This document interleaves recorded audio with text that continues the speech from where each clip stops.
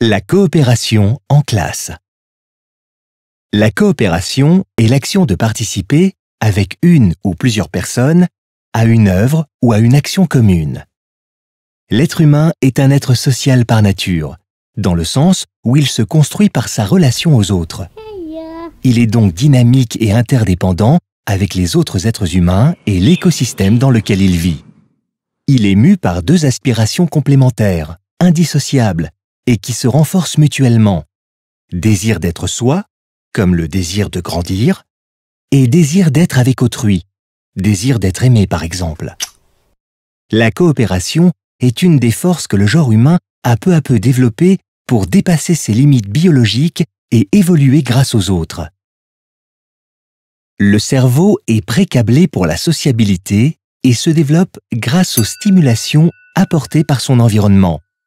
Par exemple, un cadre harmonieux encourage la libération d'une hormone appelée ocytocine, qui favorise la coopération et l'empathie et améliore ainsi l'apprentissage.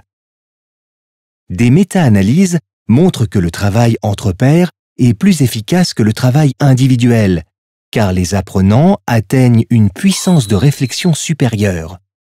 Ils peuvent mieux apprendre de leurs erreurs et comprendre les objectifs de leur apprentissage.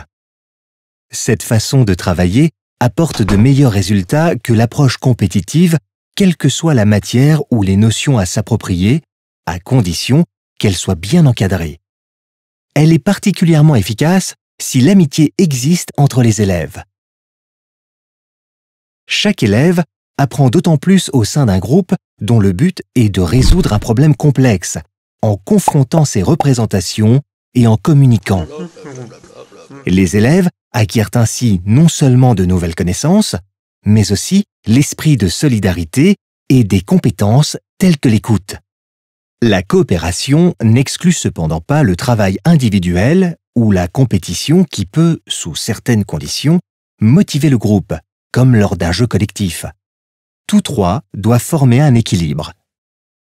Dans une classe travaillant en coopération, l'enseignant joue tour à tour un rôle d'observateur, de conseiller et d'accompagnateur.